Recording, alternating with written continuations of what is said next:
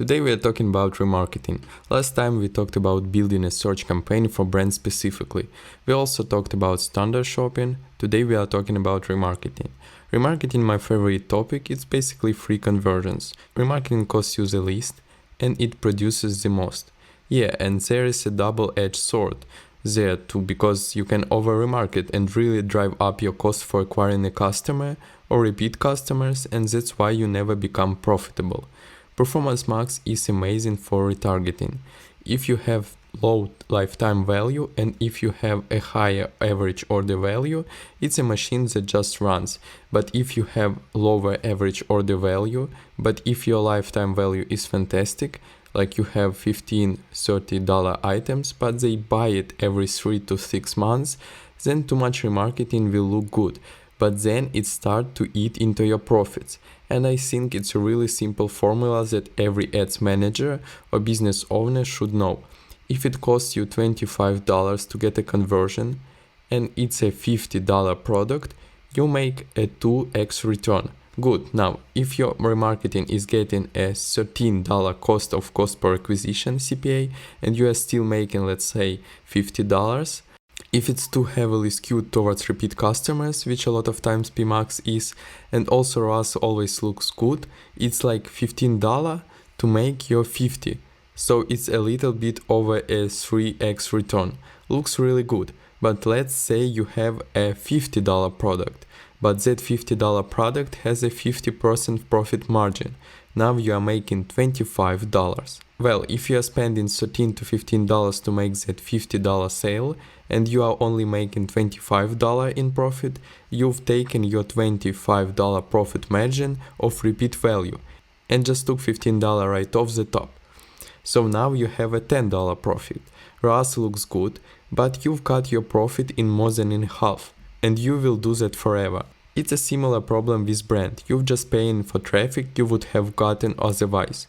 And the reason why Performance Max always looks really good on those return customers is because they usually get an inbound brand click for $1 or a display remarketing click for 50 cents for a $50 sale. So ROAS is amazing here. Segmenting your audiences and also segmenting out your customers will help you.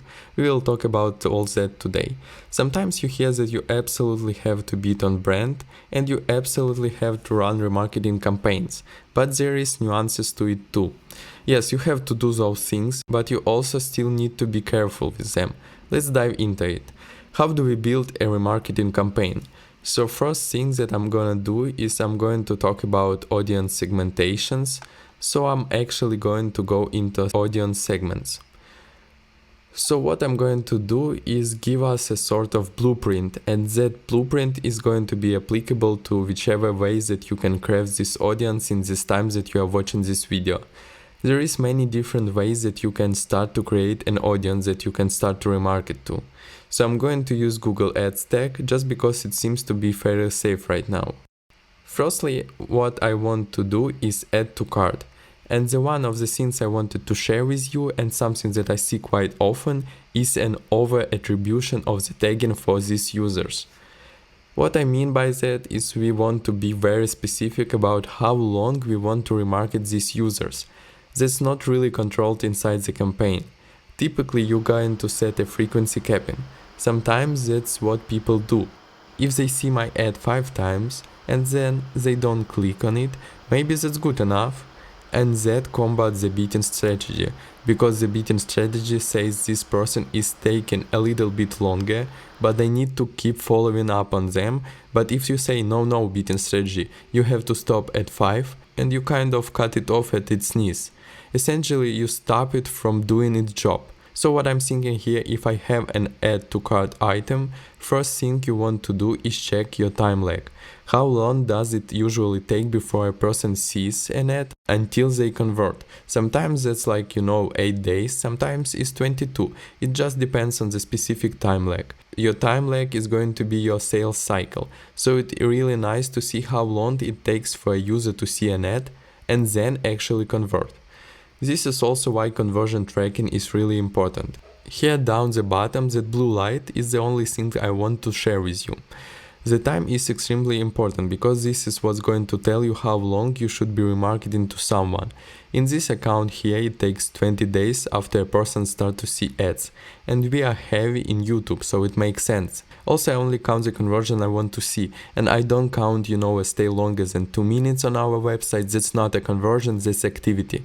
So 20 days, excellent. So let's just say that was my add to cart 20 days. So I'm going to use visitors of web page, for example, and web page visits in the last, let's say, 30 days. You should also understand that if you do at 20 days and you capture 80% of the conversions, you could have a remarketing CPA of, let's say, $10. I'm just gonna use round numbers, but if you extend it out to 40 days, you may have, 20 more conversions, but now your $10 CPA went up to 18 because you have a lot more people that are really disinterested, that are not engaging with the ads that you are paying for. So that's what we have to kind of manipulate, is your timelines, and that's what I think it's really important. Most often people will take a web page visit and I will refine an action page URL contains, let's just say, /cart, and page URL doesn't contain / and paste here your thank you page. Here what you're looking at is building an audience with people that have added an item to the cart but didn't go to success page, so they didn't buy. My time lag is 20 days. I would probably start at 30 days. So in the past 30 days, if you add an item to the cart and you didn't buy, I will pre-fill it for the past 30 days so my campaigns can start now. But if you have a 3-day time lag, maybe you are only doing this for 7 days. So once 8 days lapses, these people are out of our remarketing audience. I'm not going to remarket to them anymore. I want the last 7 days of add to cart and didn't buy. This is fairly standard practice with a lot of good agencies and good advertisers. Also, you could do add to carts begin checkouts, or you can have people for your lead generation who visited your contact us page but also didn't check out. So make sure that they have some purchase intent or sales intent. Also know the fact that conversion paths are important. You need to understand your conversion paths of your users. You could use third-party attribution tool, you could use it with heat mapping and feed recording software, you can even use it with Google Analytics of the behavior path. So everybody has this right now. This behavior path is like, okay, when people hit the landing page, where do they go? The other part that I think is important too, if you look at your average bounce rate, your average bounce rate is something between 60 to 70 on paid traffic, and on the low ends 40 and 50, on the high ends 80. There's no right or wrong answer for bounce rate. It's really important to know who your audience is, and if you are trying to go really cold traffic, there's gonna be a higher bounce rate. That's okay. One thing I would say though, as a good rule of thumb, is exclude the people that have stayed less than 10 seconds. That will cut about half of your audience out. People that have only stayed 9 seconds and below, or 10 seconds and below, means that they have bounced. They got to the page and said no, and then they left.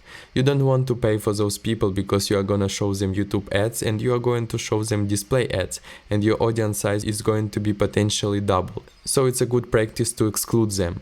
Also, definitely you want to make sure that your ads are relevant to how they found you. Very small amount of people are like, I need an accident injury attorney, and then they get to your site like, oh, I also need a divorce attorney. That's happening not very often. The add to carts usually are pretty safe, and I will actually share with you later one of the reasons why I like add to carts for e-commerce. For lead generations, make sure that you are segmenting your audiences based on the services. For example, tagging that page visitors of divorce and went to contact page and didn't reach the success page, perfect. Now you have an audience built right for divorce attorney. For e-commerce, it's actually really fun. We are going to build a YouTube remarketing campaign, and I think that's a real hero. YouTube remarketing doesn't suffer that fattiness that I think display suffers. Display is a good network, but there is a lot more bot clicks even in remarketing, because the bot clicks also hit your site, and the good part about it is that bots don't really watch YouTube videos, so it's nice. You know, I'm not going to be hitting a remarketing bot on YouTube if I'm trying to identify an audience on YouTube. I will pay for each one of my videos if it went longer than 10 seconds and they didn't skip the ad. And to be clear, With display remarketing, generally speaking, you don't pay unless they click, so remarketing there is free brand awareness building campaign until bots start clicking. Also, you have risk getting people that are from apps in kids games. When you exclude this placement, Google AdSense without YouTube, YouTube ads will not run on apps and display, it will only run on YouTube. Google doesn't allow you to remove that, but this will allow you to do that. So where display is going to show? On apps, kid games, and you're going to have to exclude those placements manually every day when they come in at 1,000 per day, and then hopefully over time your bidding strategy and your activity and your exclusions will be removing those irrelevant audiences. This code does it right off the bat. So it saves you a whole bunch of money, and the best part about YouTube is on average for remarketing is about 1 or 2 pennies per view. So if I have a really hot audience where people that looked at this product and then added to the cart and didn't buy, and I have a video about that product and I can include a feed, but you have to have a minimum of 4 products in order to do remarketing with the feed. So if you are a person physically on YouTube right now, I will pay a penny to get back in front of you. Absolutely, it's very targeted, very effective marketing model. So let's build one. If I'm looking for website traffic in here and I'm gonna use video, I can drive conversions. If I'm looking for a campaign without goal guidance and I'm using video, I want a sequence, for example. It's like, aha, gotcha, you want conversions. Well, you're not gonna get them. When you're choosing your campaign objective, you are choosing if you want to leverage the Google tool machine learning algorithm, which can help you. You are choosing if you want to use it or not. When you create a sequence, for example, in YouTube, even if it's remarketing, it still could work if you heavily defined your audiences and you don't care for Google's automated targeting who they think is going to buy and who's not. You can use sequence and say every person that's in this audience, I need to show them these 3 ads in a row, where it says, hey, here's why it's good to buy from us. Show them testimonials from our amazing customers and show a 10% offer using this discount code. You can use that, but you are gonna pay per view. That's okay. You are saying, hey, this audience with this message, Google's like, so I can show which ad first, which I serve second. It's like manual. You can run it, but you are gonna run it manually. You cannot set up the situations and ask Google, okay, find me the people that need to see these 3 videos in a row and then buy and maximize that conversion. You are setting up the algorithm for failure because it's not going to know your 3 custom videos because it doesn't know how the people are reacting to it and then adjusting it. So you don't allow people to react and Google to adjust, which is the algorithm. So it makes sense, but you just need to know that if you want those conversions to be optimized by Google, you have to choose a conversion-based bidding strategy, like sales or leads. So I'm going to use sales. Choose purchases. I'm going to use video.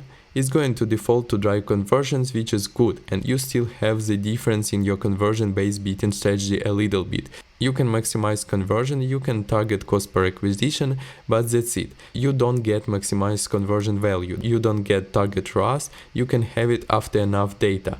I think at least you should have 20 conversions per month. We're gonna call it YouTube remarketing, and then location. This is up to you. Languages. Now is important. Remember in brand campaign I said you can just use all languages, but here in YouTube campaign you are going to choose your language because this is going to focus the ads to English speaking YouTube channels and English speaking people or whatever language you will pick. I don't want to necessarily have a Spanish speaking ad to an English speaking person or vice versa. So whatever your language is in your videos, choose that language here. Bidding strategy. I actually like starting off with maximized conversion first. I have a refined audience. I know that audience has high intent. They search for a product, they found me, they added item to the cart, and they haven't bought it yet in the last 7 days. So maximize conversions, we are going to saturate our high intent audience. Here start low. Honestly, you don't really need a high amount of ad spending for remarketing. You can start with, let's say, $25. That's good. If you think about it, if you have a penny per view and you have 1,000 people, how much per day do you really need to hit all of these people? It's $10. It's not a lot of money. After this grows, if you are starting to scale, think about if I want to hit these people 1 or 2 times a day. Yeah, you can hit 1,000 people a day, twice a day for $20. Great. Again, your cost per view will vary, and that's where you need to dictate your daily ad spend. So remember that little code that we just had to exclude placements. We need that code because Google doesn't allow you to do that anymore in here. So it says, hey, I would like to appear in video partners on display network.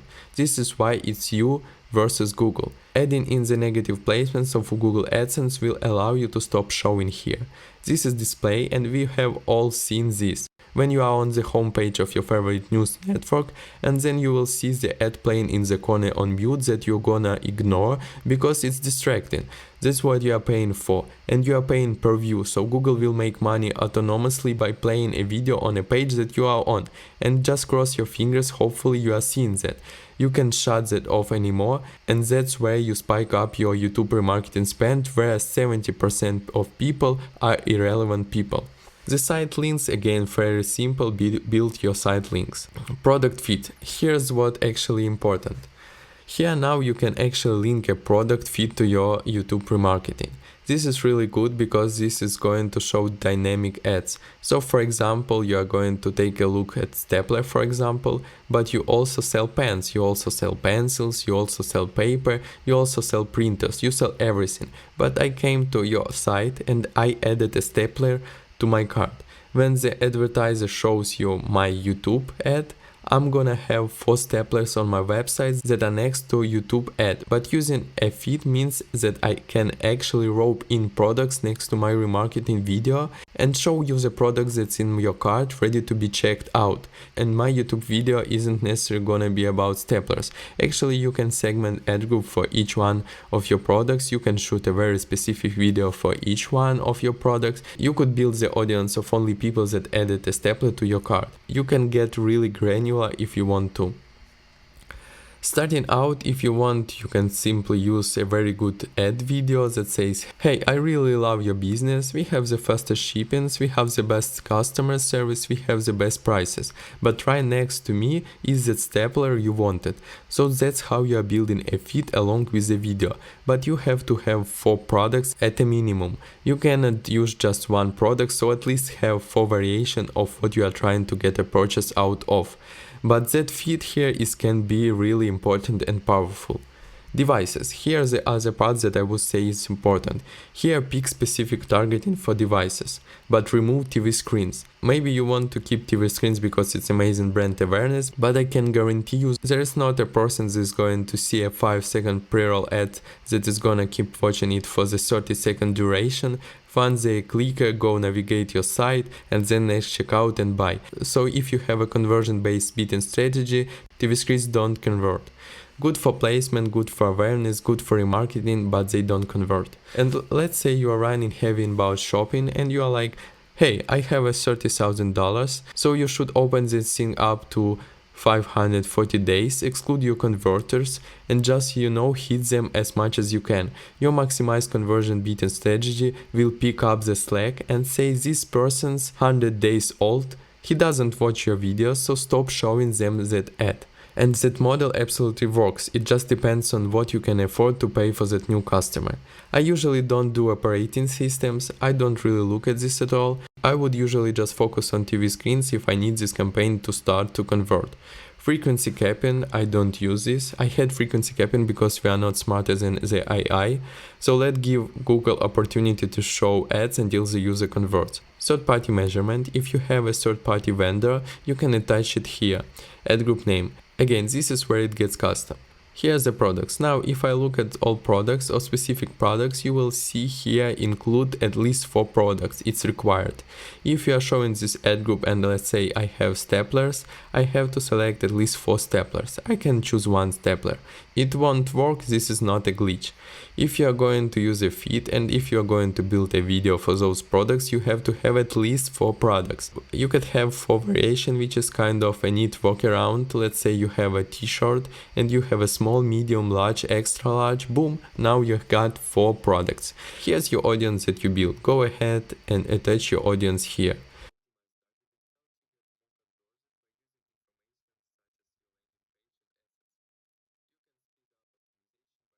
Optimized targeting helps you get more conversion by using information such as your landing page and assets. You can speed up optimization by creating or adding an audience or opt out afterwards. Yeah, we have to opt out, it's a remarketing audience, and then from here I actually just grab one of videos. Ignore that message, we have spent bunch of money and that this is not actually true. If you have a longer video that's longer than 3 minutes, but it's a product highlight video with testimonials and it has a really good quality and engagement, you can go for 5-6 minutes, not a problem at all. We've had really good success with longer videos, more than sometimes with shorter videos, depending upon what you need to do.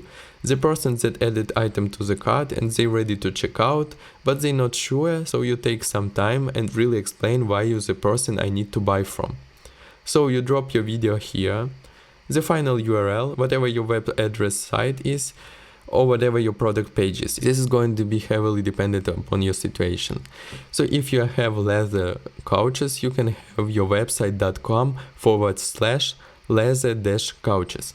You're just saying, I know you are interested in leather couches and it's in your cart right now. Have you seen all of our other leather couches? So you can give them different variations. Again, I don't use display path unless you want to have something like couches/leather. You can build a fake URL here. Call to action. This is actually gonna be one of your most important things here. You can have shop now, you can have buy now, you can have book now. Your long headline and your description is a little bit misleading. Keep your long headline a little bit shorter. I'm only going to get this information here. I don't want to have a paragraph as my title. Make sure that it's short and restricted. You have 90 characters, don't use them because it will run over to the point where it's end up with 3 dots. And then your description. This is where it could be a little more descriptive. Again, you have 5 seconds just to capture their attention in the form of video. This is just gonna reinforce those first 5 seconds to 10 seconds to capture attention. Cool, and then you can click create campaign and boom, you made a really dedicated YouTube remarketing campaign to a very hyper audience that is very relevant. Let's just talk about dynamic remarketing very fast. So I'm just gonna click sales, purchases, display, business address here. Again, very similar. Choose location, choose your targeting, more settings here, and then you will see dynamic ads. Select the proper feed and then continue on with everything else. You already know your bids and budgets, the targeting is the same as YouTube. You already built your audience, so dynamic remarketing is fairly automated. Dynamic remarketing is simply going to show the ad of the product they are interested in. They exited your website looking at the product page, or they added to the cart and maybe they bought, or maybe they even didn't buy, so that's why you have to exclude those converters as well.